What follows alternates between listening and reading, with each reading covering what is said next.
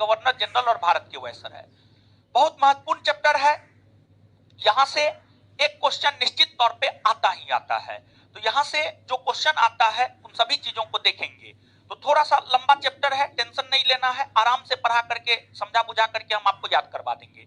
देखिए, आप सभी इस बात से अवगत होंगे कि भारत में जो ब्रिटिशों का शासन रहा है, भारत में ब्रिटिशों का शासन 1757 से 1947 तक रहा है। भारत में जो ब्रिटिशों का शासन है वह 1757 से लेकर के 1947 तक रहा है। 1757 से लेकर 1947 तक रहा है।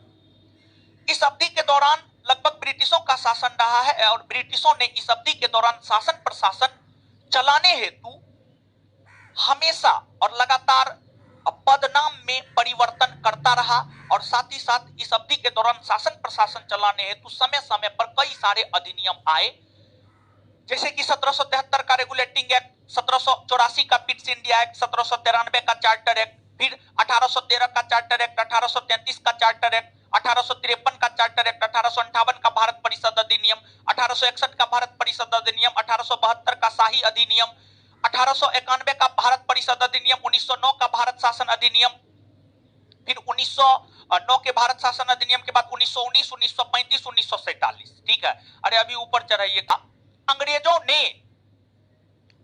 ने 1757 के पलासी युद्ध से भारत में अपनी राजनीतिक प्रभुसत्ता को स्थापित किया, अर्थात भारत में शासन प्रशासन करना शुरू किया। इससे पहले भी अंग्रेज था, 1757 से पहले भी अंग्रेज था, लेकिन 1757 से पहले अंग्रेज सिर्फ और सिर्फ भारत में व्यापार करता था, भारत में सिर्फ और सिर्फ व्यापार करता था। लेकिन 1757 में जो पलासी का युद्ध हुआ था, उस पलासी युद्ध को जीतने के बाद अंग्रेजों ने भारत में शासन प्रशासन करना शुरू किया और अंग्रेजों ने जो भारत में शासन प्रशासन करना शुरू किया, इसी को कहा जाता है कि अंग्रेजों ने अपनी राजनीतिक प्रभुसत्ता को भारत में स्थापित 1757 के पलासी युद्ध से किया है। 1757 के पलासी युद्ध से किया है। 1757 के पलासी युद्ध से जब अंग्रेज भारत में शासन प्रशासन करना शुरू किए तो अंग्रेजों ने एक पद लाया भारत में शासन प्रशासन करने के लिए। उस पद को नाम दिया गया बंगाल का गवर्नर। क्या नाम दिया गया? बंगाल का गवर्नर। तो अगर हम बंगाल के गवर्नर पद की बात करें तो जो बंगाल का गवर्नर पद है यह 1757 के पलासी युद्ध से आया है और पलासी युद्ध में अंग्रेजों की जीत रॉबर्ट क्लाइव के कारण हुआ। इस वजह से बंगाल का प्रथम गवर्नर रॉबर्ट क्लाइव को ही बनाया गया। बंगाल का प्रथम गवर्नर रॉबर्ट क्लाइव को ही बनाया गया, रॉबर्ट क्लाइव को ही बनाया गया। कालांतर में जाकर अंग्रेजों ने बंगाल के गवर्नर का नाम बदलकर गवर्नर जनरल किया और बंगाल के गवर्नर के कार्य अधिकार शक्ति में इजाफा किया और इजाफा करने के बाद उसके नाम में भी बदलाव कर दिया और बंगाल के गवर्नर का नाम बदल करके बंगाल का गवर्नर जनरल किया गया। बंगाल का गवर्नर जनरल।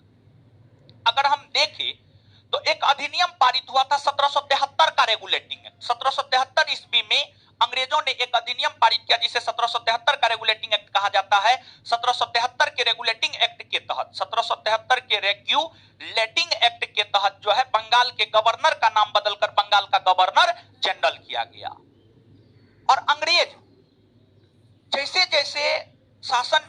जैसे अवधि बढ़ता गया वैसे वैसे अंग्रेजों का भारत में साम्राज्य विस्तारित होता गया और जैसे जैसे साम्राज्य विस्तारित होता गया वैसे वैसे इस पद का नाम भी परिवर्तित होता गया। इस पद का नाम भी परिवर्तित होता गया और बाद में जाकर के बंगाल के गवर्नर जनरल का नाम बदलकर भारत का गवर्नर जनरल किया गया। बंगाल के गवर्नर जनरल का नाम बदलकर भारत का गवर्नर जनरल किया गया। भारत का गवर्नर जनरल किया गया और एक अधिनियम पारित हुआ था 1833 ईस्वी में जिसे 1833 का चार्टर अधिनियम कहा जाता है और 1833 के चार्टर एक्ट के तहत ही बंगाल के गवर्नर जनरल का नाम बदलकर भारत का गवर्नर जनरल किया गया। फिर भारत के गवर्नर जनरल का पदनाम बदलकर कालांतर में जाकर भारत का वायसराय किया गया। क्या किया गया? भारत का वायसराय। भारत का वायसराय, भारत का वायसराय। तो अब देखिएगा एक अधिनियम आया था 1858 में जिसे 1858 का भारत परिषद अधिनियम कहा जाता है और 1858 के भारत परिषद अधिनियम के तहत ही भारत के गवर्नर जनरल का नाम बदलकर भारत का वायसराय किया गया और 1858 के अधिनियम के तहत जब भारत के वायसराय का पद आया, भारत के वायसराय का यह पद 1858 से लेकर के 1947 ईस्वी तक विद्यमान रहा। 1858 से लेकर के 1947 ईस्वी तक भारत के वायसराय का पद विद्यमान रहा। और जब 1947 ईस्वी में भारत को आजादी मिली, भारत को आजादी मिलने के बाद भारत के वायसराय का पदनाम बदलकर स्वतंत्र भारत का गवर्नर जनरल किया गया। स्वतंत्र भारत का गवर्नर जनरल किया गया और आजादी से लेकर 24 जनवरी 1950 तक स्वतंत्र भारत के गवर्नर जनरल का पद विद्यमान रहा। और स्वतंत्र भारत के गवर्नर जनरल पद को समाप्त 24 जनवरी 1950 को किया गया और वहां पर राष्ट्रपति का पद लाया गया। वहां पर राष्ट्रपति का पद लाया गया। तो आज जो राष्ट्रपति का पद है वह बंगाल के गवर्नर पद का ही परिवर्तित नाम है और कुछ नहीं है। बंगाल के गवर्नर का जो पद आया था वही बंगाल का गवर्नर जनरल, बाद में वही भारत का गवर्नर जनरल, वही पद जो है भारत का वायसराय, वही स्वतंत्र भारत का गवर्नर जनरल। और स्वतंत्र भारत का गवर्नर जनरल ही आज के डेट में राष्ट्रपति के नाम से जाना जाता है। क्लियर है? तो ये इस पद का इतिहास है। तो अब देखिए आपसे